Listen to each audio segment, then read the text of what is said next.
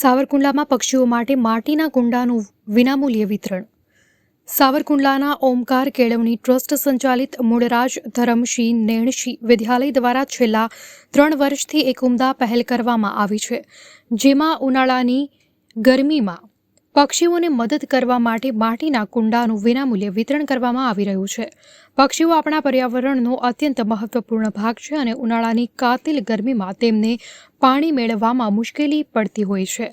આ વિદ્યાલય દ્વારા પક્ષીઓને પાણી પીવા માટે માટીના કુંડા આપીને પક્ષીઓને મદદ કરવામાં આવી રહી છે, જેથી તેઓ તંદુરસ્ત રહી શકે અને ગરમીના તાપનો સામનો કરી શકે.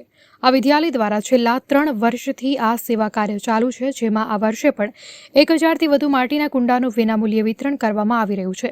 સમગ્ર કાર્યક્રમના સંપૂર્ણ આર્થિક સહયોગી દિનેશભાઈ દાવડા અને પ્રોફેસર કે જાની દ્વારા કરવામાં આવ્યું હતું.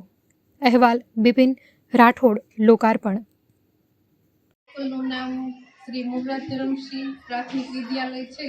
અમારી સ્કૂલમાં દર વર્ષે પક્ષીઓ માટે પાણીના કુંડાનું વિતરણ કરવામાં આવે છે અને બાળકોને સમજાવવામાં આવે છે કે કેવી રીતે પાણી ભરીને રાખવા, કેવી રીતે કુંડાને ચોખ્ખા રાખવા, કેવી રીતે કઈ જગ્યાએ મૂકવા, એવી રીતે બાળકોને સમજણ આપવામાં આવે છે અને દર વર્ષે બાળકોને કુંડાનું વિતરણ કરવામાં આવે છે અને બાળકો છે તે પોતાના ઘરે અગાસી ઉપર કે પછી લટકાવીને કે પછી